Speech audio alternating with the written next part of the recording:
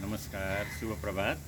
आज यो 2078 साल जेठको 29 गते शनिबारको दिन यहाँ हाम्रो बान्यटारतिर चाहिँ अलिअलि थोरै पानी परिरहेको छ। सायद मनसुन सुरु भयो भन्ने कुरा छ। अब के छ भन्दाखेरि यस्तो ज्वरो आयो भनेदेखि त्यसले कुनै रोग आउँदैछ है भन्ने सङ्केत गर्दछ। अनि जस्तै रिस उठ्यो भने चाहिँ के हुन्छ? मान्छेले रिस उठ्नुको कारण चाहिँ के हो त? अब रिस पछाडि चाहिँ के हुन्छ त भन्दाखेरि वास्तवमा रिस मान्छेलाई उठ्न थाल्यो भनेदेखि त्यसलाई चाहिँ के भनिन्छ भने दशा लागेको भन्छ। दशा सुरु भयो है। जब रिस उठ्यो दशा सुरु भयो। जति रिस बढ्दै जान्छ दशा पनि बढ्दै जान्छ। त्यसैले हामीले के गर्ने त भन्दाखेरि रिसलाई कम गर्दै गर्ने दशा आफसे यहाँ पटाएर जान्छ। र रिस र दशामा चाहिँ डाइरेक्टली प्रोपोर्सनल एकअर्कासँग सम्बन्धित कुरा हुन्छ। जति बढी रिस त्यति बढी दशा है। र शान्ताकारं भुजगशयनं पद्मनाभं सुरेशं विश्वाधारं गगनसदृशं मेघवर्णं शुभाङ्गं लक्ष्मीकान्तं कमलनयनं योगिभिर्ध्यानगम्यं वन्दे विष्णुं भवभयहरं सर्वलोकैकनाथं। मङ्गलं भगवान् विष्णु मङ्गलं गरुडध्वज मङ्गलं पुण्डरीकाक्ष मङ्गलायस्तनुहरि। ओम श्री कृष्ण परमात्मने नमः। श्रीमद् भगवद् गीताको पठन भइरहेको छ। मैले आजभन्दा अगाडि गीताको 5औं अध्याय पढेको थिएँ र आज गीताको 6औं अध्याय पढौँ। गीताको 6औं अध्याय चाहिँ के छ भन्दाखेरि संयम योग। यी योगहरू चाहिँ गीताका प्रत्येक पाठहरूमा दिएको छ। पहिलो पाठलाई एउटा योग, दोस्रोलाई दोस्रो योग होइन। र वास्तवमा यो गीतामा के छ भन्दाखेरि जीवनको बारेमा बयान गरिएको छ। कसले गर्दै हुनुहुन्छ? भगवान् श्रीकृष्णले। कसलाई? अर्जुनलाई। सुरु गरौँ। अध्याय 6। भगवान् भन्नुहुन्छ, जो मनुष्य कर्म फलको आशा नगरी आफूले गर्नै पर्ने र गर्न योग्य कर्म गरेको हुन्छ त्यस्तो मनुष्यलाई सन्यासी तथा योगी भनिन्छ। केवल अग्नि तथा परिवारको त्याग गर्नेवाला र कर्म नै नगर्ने मनुष्यलाई सन्यासी भनिँदैन तथा केवल क्रियालाई मात्र त्याग गर्ने मनुष्यलाई पनि योगी भनिँदैन। हे अर्जुन, संसारमा 2 किसिमका योग छन्। ती 2 किसिमको योगलाई नै तिमीले सन्यास भन्ने जान। ती 2 प्रकारका योग के हुन् भन्दाखेरि सन्यास योग र सङ्ख्या योग। यस लोकमा रहेका 2 प्रकारको योग अथवा निष्ठा साधनको परिपक्व अवस्था अर्थात् पराकाष्ठको नाम निष्ठा हो, जो निष्ठा मद्वारा नै रचना भएको हो। यी दुवै निष्ठामा साङ्ख्य योगीको निष्ठा त ज्ञान योगद्वारा अथवा मायाद्वारा उत्पन्न भएको सम्पूर्ण गुणले नै गुणलाई दर्शाउँछ भन्ने जानेर बुझेर तथा मन, इन्द्रिय र शरीरद्वारा हुने सम्पूर्ण क्रियामा कर्तापनको अभिमानबाट रहित भएर सर्वव्यापी सच्चिदानन्दघन परमात्मामा एकी भावले स्थित रहने कार्य नै ज्ञान योग हो। यही ज्ञान योगलाई सन्यास योग तथा साङ्ख्य योग आदि नामद्वारा पुकार गरिन्छ। र योगीहरूको निष्ठा कर्मयोगसँग रहेको फल र आसक्तिलाई त्यागेर भगवत आज्ञा अनुसार केवल भगवदर्थ समत्व बुद्धिद्वारा कर्म गर्नुलाई निष्काम कर्मयोग भनिन्छ। यही योगलाई समत्व योग, बुद्धि योग, कर्मयोग, तदर्थ कर्म, मदर्थ कर्म, मत कर्म आदि नामद्वारा पनि पुकारिन्छ। त्यसैले हे अर्जुन, सन्यासको अर्थ परब्रह्मसँग युक्त हुनु पनि हो। किनकि जबसम्म कुनै पनि मनुष्यले इन्द्रिय तृप्तिको लागि गरिएको इच्छालाई त्याग गर्दैन अथवा गर्न सक्दैन त्यस्तो कुनै पनि मनुष्य कहिल्यै पनि योगी हुन सक्दैन। अष्टाङ्ग योगको नव साधकको लागि कर्म साधन महत्त्वपूर्ण रहेको हुन्छ र योग सिद्ध पुरुषको लागि समस्त भौतिक क्रियाकलापलाई परित्याग गर्नुलाई नै साधन भनिन्छ।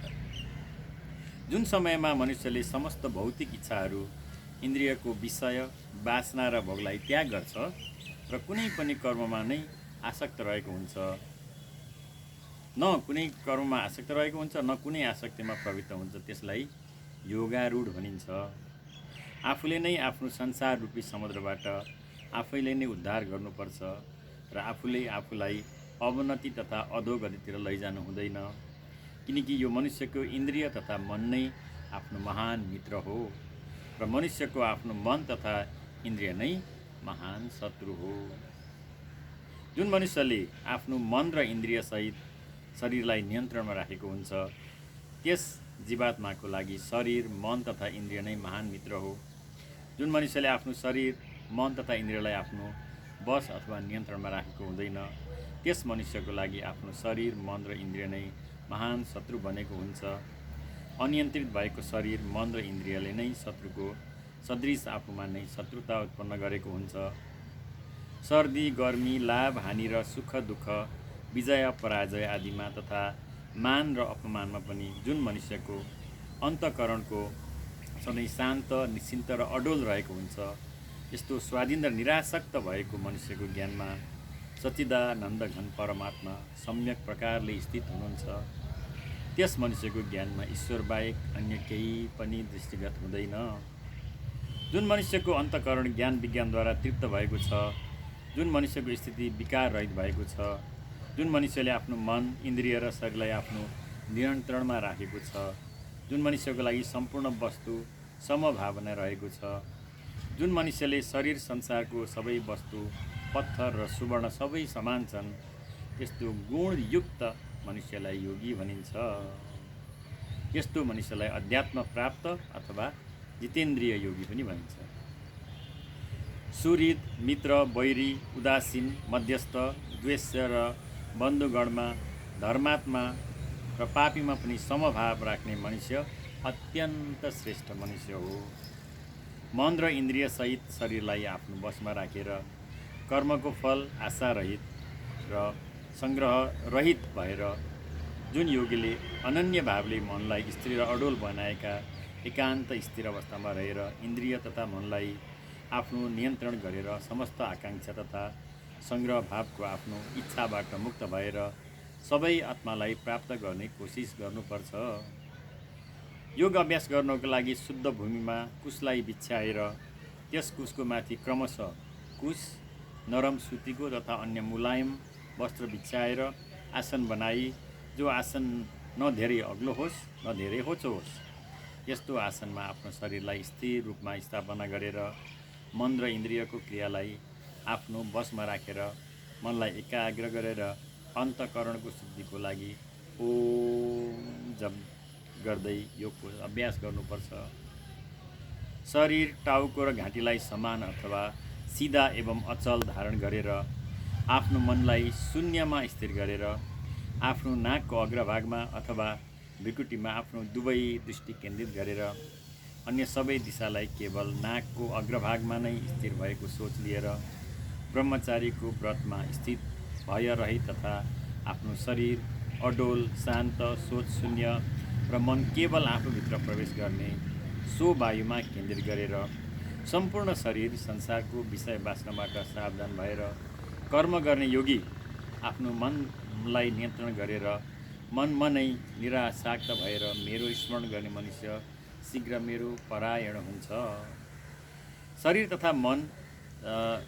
तथा मनमा निरन्तर संयक्त हुने अभ्यास गर्दै जुन मनुष्यको मन प्रत्येक कार्यमा संयमित हुन्छ, त्यस्तो योगीको यस पञ्चभौतिक अस्तित्वको शरीरको समाप्तिसँगै परमानन्दको पराकाष्ठ रूपको अन्तिम शान्तिलाई प्राप्त गर्दछ। हे अर्जुन, यो योग त न त धेरै खाने मनुष्यलाई, न बिल्कुल नखाने मनुष्यलाई, न धेरै सुतिरहने स्वभाव भएको मनुष्यलाई, न धेरै आराम गर्ने स्वभावको मनुष्यलाई र न सधैँ जागै रहने मनुष्यलाई लागि सिद्ध हुन्छ। दुःखको नाश गर्ने यो योग त यथा योग्य आहार विहार गर्ने मनुष्यलाई, सात्विक कर्मको लागि सधैँ यथा योग्य चेष्टा गर्ने मनुष्यलाई र यथा योग्य र आफूलाई जरुरत अनुसार सुत्ने तथा जाग्ने र आफ्नो कर्मलाई नै धर्म सम्झेर कर्म गर्ने मनुष्यलाई यो योग सिद्धि प्राप्त हुन्छ। निरन्तर योग अभ्यासद्वारा वशमा गरिएको मन जुन समयमा अध्यात्ममा नै स्थिर हुन पुग्छ, त्यही समयमा नै त्यो मनुष्य सम्पूर्ण भोग र भौतिक इच्छाद्वारा रहित भएर सम्पूर्ण शरीर संसारका वस्तुबाट निरासक्त हुन पुग्छ, तब त्यस्तो मनुष्यलाई सुस्थिर योगी मनुष्य भनिन्छ। हे अर्जुन, जसरी वायुरहित स्थानमा स्थिर दीपक स्थिर र अडोल रहेको हुन्छ, ठिक त्यस्तै मनुष्यको मन योग अभ्यासद्वारा भौतिक तथा मानसिक क्रियादेखि पूर्ण रूपमा सधैँ नै संयमित र अडोल रहेको हुन्छ। केहीले यसलाई विचलित गराउन सक्दैन। यो योग सिद्धि जुन अवस्थामा मनुष्यलाई प्राप्त हुन्छ, त्यस अवस्थालाई समाधि भनिन्छ। यो योग सिद्धिद्वारा मनुष्यको भौतिक मानसिक क्रियाहरू पूर्णतया संयमित हुन पुग्छ। शरीर संसारका सम्पूर्ण विषय वासनाहरू स्वतः हराएर जान्छन्। यो योग सिद्धिको विशेषता यो हो कि मनुष्यले आफैले आफ्नो मेहनतद्वारा, आफ्नो शुद्ध मनको ज्ञान दृष्टिद्वारा आफूलाई नै अथवा आफ्नो आत्मालाई देख्न सक्छ। यो योगद्वारा मनुष्यले आफूले आफै र आफ्नो कर्मद्वारा आफूभित्र भएको अज्ञानताबाट माथि उठेर सत्य ज्ञान प्राप्त गरेर शाश्वत आनन्द प्राप्त गर्न सक्छ। त्यस आनन्दमय स्थितिमा दिव्य ज्ञान, दिव्य इन्द्रिय र अनन्त दिव्य सुखमा स्थिर रहेको हुन्छ। यस प्रकार स्थापित मनुष्य कहिल्यै पनि सत्यबाट विमुख हुँदैन। जब यो सुख प्राप्त हुन्छ, सृष्टिमा अरू कुनै सुख प्राप्त गर्नु पर्दैन। यस्तो स्थितिलाई प्राप्त गरेको मनुष्य कुनै पनि समस्याबाट कहिल्यै पनि विचलित हुँदैन। यही सुख नै भौतिक शरीर संसारबाट उत्पन्न हुने सबै दुःखबाट हुने वास्तविक मुक्ति हो। यसरी मनुष्यले दृढ सङ्कल्प तथा श्रद्धाद्वारा निरासक्त भएर योग अभ्यासमा लाग्नुपर्छ। योग अभ्यासद्वारा प्राप्त ज्ञान र आनन्दपछि मनुष्य कहिल्यै पनि अहङ्कारी बन्नु हुँदैन र यसरी मनुष्यले दृढ सङ्कल्प तथा श्रद्धाद्वारा निरासक्त भएर योग अभ्यासमा लाग्नुपर्छ। योग अभ्यासद्वारा ज्ञान र आनन्दपछि मनुष्य कहिल्यै पनि बन्नु हुँदैन र सत्यको बाटोबाट कहिल्यै विचलित हुँदैन। मनुष्यले आफ्नो जीवनमा शरीर संसारबाट अर्थात् मनोधर्मद्वारा उत्पन्न हुने सबै इच्छालाई निरपवाद रूपले त्याग्नुपर्छ। यसरी मनद्वारा नै सबै क्रिया उत्पन्न हुने र मनद्वारा नै सञ्चालित विषय वासनामा सधैँ लिन हुन खोज्ने शरीर तथा इन्द्रियलाई आफ्नो मनद्वारा नै वशमा पार्नुपर्छ। मन तथा शरीरको सङ्कल्पद्वारा उत्पन्न हुने सम्पूर्ण कामनालाई निशेष रूपले त्यागेर मनद्वारा इन्द्रियको समुदायलाई सबैतिरबाट आफूमा नियन्त्रण गरेर अर्थात् इन्द्रियलाई आफ्नो स्थिर बुद्धि र मनको नियन्त्रण राखेर मनलाई शून्यमा स्थिर गर्नुपर्छ। बिस्तारै बिस्तारै निरन्तर पूर्ण विश्वाससँग स्थिर बुद्धिद्वारा सधैँ समाधिमा लीन हुने निरन्तर अभ्यास गर्नुपर्छ। यस प्रकारले मनलाई आत्मामा स्थिर गर्नुपर्छ। यो चञ्चले मनलाई चाहिँ स्थिर राख्नु सक्नु पर्यो। केवल ईश्वरलाई प्राप्त गर्ने चिन्तन, मनन र लक्ष्य राखेर त्यही अनुरूप कार्य गर्नुपर्छ। त्यही चिन्तन, मनन र लक्ष्यलाई धैर्ययुक्त स्थिर बुद्धि र मनद्वारा ईश्वरको बाहेक अरू केही देखिँदैन। केवल सर्वव्यापी ईश्वरको ईश्वरानुभूति हुन्छ। निरन्तर अस्थिर तथा सधैँ चञ्चल रहने मन जुन जुन शब्द आदिको विषय वासना तथा विषय वस्तुको निमित्त यस संसारमा विचरण गरेको हुन्छ, सधैँ विषय वासनामा विचरण गर्ने मनलाई नियन्त्रण गरेर अर्थात् सधैँ विषय वासनामा आकर्षित तथा विषय वासनाप्रति चञ्चल रहने मनलाई नियन्त्रण गरेर मनलाई केवल ईश्वरानुभूतिको लागि भक्ति मार्गमा लगाउने कोसिस गर्नुपर्छ। जुन मनुष्यको मन शान्त र एकीभाव भएको होस्, जो मनुष्यको मनमा तामसी सोच नभएको होस्, जो मनुष्यको सोचमा पनि पाप रहित होस्, जुन मनुष्यमा हुने रजोगुण शान्त भएको होस्, जो मनुष्यको मन ईश्वरको ध्यानमा र आफ्नो कर्म मार्गमा सात्विक भएको होस्, त्यस्तो मन भएको मनुष्य सधैँ सच्चिदानन्द घन ब्रह्मको साथ एकीभाव हुन पुगेको हुन्छ। सात्विक कुराहरू सत्व गुणलाई आफूमा समेट्नु पर्यो। पाप रहित योगी यस प्रकारले निरन्तर आफ्नो मनलाई आफ्नो अधीनमा राखेको हुन्छ। जसरी कछुवाले आफ्नो शरीरलाई कुनै आपतको अवस्थामा आफ्नो शरीरलाई आफूमा नै समेट्छ, आफ्नो मनलाई आफ्नो नियन्त्रणमा राखेर कर्म गर्ने योगी सुखपूर्वक परब्रह्म परमात्माको प्राप्ति गरेर शाश्वत आनन्दलाई प्राप्त गर्छ। सर्वव्यापी अनन्त चेतनामा एकी भावद्वारा स्थित रूपले योगयुक्त मन भएको तथा सबै प्राणीलाई नै समभावद्वारा देख्ने योगी आत्मालाई सम्पूर्ण भूत प्राणीमा स्थित र सम्पूर्ण भूत प्राणीमा आत्मालाई स्थित रहेको देखेको हुन्छ। हे अर्जुन, जो मनुष्य सम्पूर्ण भूत प्राणीको आत्मा रूपमा म वासुदेवलाई नै व्यापक देखेको हुन्छ, मलाई नै देखेको हुन्छ र सम्पूर्ण भूत प्राणीलाई म वासुदेवकै अन्तर्गत देखेको हुन्छ, त्यसको लागि म सधैँ सदृश्य देखिने रहेको छु। जो मनुष्य सबै भूत प्राणीमा रहेको आत्मा र भूत प्राणीलाई अलग अलग देख्ने गरेको हुन्छ, त्यस मनुष्यको लागि म अदृश्य रहेको हुन्छु। जो मनुष्य सत्य ज्ञानले मलाई जानेको छैन, त्यस मनुष्यको लागि म सधैँ अदृश्य रहेको हुन्छु। जो मनुष्य एकै भागमा स्थित भएर सम्पूर्ण भूत प्राणीको आत्मरूपमा स्थित म सच्चिदानन्द घन वासुदेवलाई पुकार गरेको हुन्छ, त्यो योगीले आफ्नो सबै प्रकारको कार्यले मलाई नै पुकार गरेको हुन्छ। हे अर्जुन, जो योगी सबै भूतमा समभाव देखेको हुन्छ र सुख अथवा दुःखलाई पनि व्यवहार र भोगाइमा पनि समभाव तरिकाले भोगेको हुन्छ, त्यस्तो मनुष्यलाई परम योगी तथा परम श्रेष्ठ मानिन्छ। यति भगवान्ले भनेपछि अब अर्जुन के भन्छन् भन्दाखेरि उनले सोध्छन्, हे मधुसूदन, जो यो योग हजुरले समभावद्वारा भन्नुभएको छ, मन चञ्चल हुने हुनाले म यस समभावको नित्य स्थितिलाई देखेको छैन। हे श्रीकृष्ण, यो मन धेरै चञ्चल प्रमथन स्वभाव भएको, धेरै दृढ र बलवान रहेको छ। त्यसैले मनलाई वशमा गर्नु भनेको वायुलाई रोक्ने तथा प्रकृतिमा सर्वैतिर विचरण गर्ने वायुलाई आफूमा केन्द्रित गर्न जस्तै अत्यन्त कठिन तथा दुष्कर कार्य हो। के गरौँ प्रभु, मन चञ्चलै छ भनेपछि भगवान् श्रीकृष्ण भन्नुहुन्छ, हे महाभाव अर्जुन, निसन्देह मन अत्यन्तै चञ्चल छ। त्यसैले मनलाई आफ्नो वशमा गर्न अति नै कठिन छ। यो कुरा सत्य हो, परन्तु मनलाई वशमा गर्न असम्भव हुने छैन है। त्यसैले हे कुन्ती पुत्र अर्जुन, यो चञ्चल मन दृढ सङ्कल्प, दृढ विश्वास र कर्तव्य निष्ठाको अभ्यास र वैराग्यद्वारा यो मन सजिलैसँग आफ्नो वशमा गर्न सकिन्छ। चञ्चल त छ, तर उपाय लगायो भने वशमा सर्न सकिन्छ।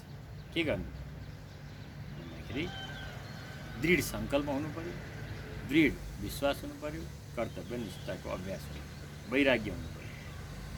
जुन मनुष्यले आफ्नो मनलाई आफ्नो वशमा राखेको छैन, यस्तो मनुष्यको लागि योग दुष्प्राप्य रहेको हुन्छ, योग गर्न सक्दैन। जुन मनुष्यले आफ्नो मनलाई आफ्नो वशमा राखेको हुन्छ, त्यस्तो मनुष्यको लागि योग साधनाद्वारा परमात्मालाई सजिलै प्राप्त गर्न सकिन्छ, यस्तो मेरो मत रहेको छ भनेर श्रीकृष्णले अर्जुन भन्छन्, हे कृष्ण, हे श्रीकृष्ण, जो मनुष्यले योग साधनामा श्रद्धा राखेको हुन्छ किन्तु संयमी रहेको हुँदैन, संयमी नभएको कारणले उसको मन अन्तकालमा योग साधनाबाट विचलित हुन पुग्यो र भगवत साक्षात्कृत भएन भने यस्तो साधक योगको सिद्धि अथवा भगवत साक्षात्कारलाई प्राप्त नभएको अवस्थामा साधकले कुन गतिलाई प्राप्त गर्छ। हे महाभाव, जुन मनुष्य योग साधनाबाट विचलित भएको छ, त्यस्तो विचलित भएको मनुष्य भगवत प्राप्तिको मार्गमा मोहित र आश्रित रहित मनुष्य बादल जस्तै छिन्न भिन्न भएर चारैतिरबाट भ्रष्ट भएर नष्ट त हुँदैन। हे श्रीकृष्ण, मेरो यो शङ्कालाई हजुरले नै समाधान गर्न सक्नुहुन्छ, किनकि मेरो यो शङ्कालाई हजुर बाहेक अरू कसैले पनि सत्य र सही ज्ञान प्रदान गर्न सम्भव छैन, यो मेरो विश्वास हो भनेर हजुरले भनेपछि श्रीकृष्ण भगवान् भन्नुहुन्छ, हे पार्थ, योग साधना गरेको मनुष्यको न त यस लोकमा नाश हुन्छ न त परलोकमा नै। किनकि हे अर्जुन, जुन मनुष्यले जीवात्मा उद्धारको लागि अर्थात् भगवत प्राप्तिको लागि कर्म गरेको हुन्छ, त्यस्तो मनुष्यको कहिल्यै पनि कुनै पनि दुर्गतिलाई प्राप्त गरेर नष्ट भ्रष्ट हुन सक्दैन। योग साधना गरेको तर पछि गएर योग भ्रष्ट भएको मनुष्यले पनि कर्मको आधारमा पुण्य लोकलाई प्राप्त गरेको हुन्छ। त्यही योगको कर्मफल अर्थात् स्वर्ग आदि उत्तम लोकलाई प्राप्त गरेर यी लोकमा धेरै वर्षमा निवास गरेर आफ्नो कर्मफल सकिएपछि फेरि शुद्ध आचरण भएको संस्कारी मनुष्यको घरमा कर्म गर्नको लागि जन्म लिन्छ। अघि नै मैले भने नि, आत्माले शरीरलाई छोडेर नयाँ शरीरमा जान्छ। त्यसैले राम्रो काम गर्यो संस्कारी मनुष्य कहाँ पुग्छ, नराम्रो काम गर्यो कुसंस्कारमा पुग्छ। यस्तो महान तथा वैराग्यवान मनुष्य स्वर्गमा या अन्य लोकमालाई प्राप्त नगरी सिधै कुनै ज्ञानवान योगीजनको उच्च कुलमा पनि जन्म हुन्छ। परन्तु यस प्रकारको योग र यस उच्च र महान प्रकारको यस जन्म यस संसारमा निस्सन्देह अत्यन्त दुर्लभ रहेको छ। कर्म गरेको कर्मफलको आधारमा प्राप्त गरेको लोकमा त्यस मनुष्यले पहिले शरीरमा सङ्ग्रह गरिएको बुद्धि संयोगको अर्थात् राम बुद्धि रूप योगको र संस्कारलाई अनायास नै प्राप्त हुन पुग्छ। रही कुरो नैनन् त्यस प्रकारको प्रभावद्वारा त्यस मनुष्यले फेरि परमात्मालाई प्राप्ति रूप सिद्धिको लागि पहिलेभन्दा पनि धेरै मिहिनेत तथा प्रयत्न गर्दछ। परमात्मा प्राप्तिको लागि योग साधना गरेको मनुष्य यदि परिस्थितिको कारणले योग भ्रष्ट भएर पराधीन भएको भए पनि त्यस मनुष्यले पहिलेको अभ्यासको कारणले निस्सन्देह भगवानको प्राप्त गर्ने मार्गमा आफै आकर्षित हुन पुग्छ तथा राम बुद्धि रूप योगको जिज्ञासु भए पनि वेदमा भनिएको सकाम कर्मको फललाई नै उल्लङ्घन गर्न पुग्छन्। परन्तु प्रयत्नपूर्वक अभ्यास गर्ने योगी त पछिल्लो अनेक जन्मको संस्कारको योग बलद्वारा यही जन्ममा संसिद्ध भएर सम्पूर्ण पाप रहित कर्म गरेर पाप रहित भएर तत्काल नै परम गतिलाई प्राप्त गरेको हुन्छ। योगी भन्दा तपस्वी श्रेष्ठ हो। शास्त्रज्ञानीलाई पनि श्रेष्ठ मानेको छ र सकाम गर्ने मनुष्यभन्दा योगी महान हुन्, श्रेष्ठ त्यो हो। त्यसैले हे अर्जुन तिमी योगी बन। सम्पूर्ण योगीमा पनि श्रद्धावान योगी जो योगीले आफ्नो अन्तर्मनले र अन्तरात्माले नै मलाई अथवा श्रीकृष्णलाई निरन्तर भजेको हुन्छ त्यस्तो योगी परम श्रेष्ठ योगी हो। श्रीकृष्ण गोविन्द हरे मुरारी हे नाथ नारायण वासुदेव अनन्त वैकुण्ठ मुकुन्द कृष्ण गोविन्द दामोदर माधवेति। यस प्रकारले उपनिषद ब्रह्म विद्या तथा योग शास्त्र रूप श्रीमद् भगवद गीताको श्रीकृष्ण अर्जुन संवादमा रहेको आत्म संयम योग नामको 6 अध्याय पुरा भयो। श्रीकृष्णार्पणमस्तु। आजलाई यति। सर्वे भवन्तु सुखिनः, सर्वे सन्तु निरामया, सर्वे भद्राणि पश्यन्तु मा कश्चित् दुःखभाग् भवेत्। शान्तिः शान्तिः।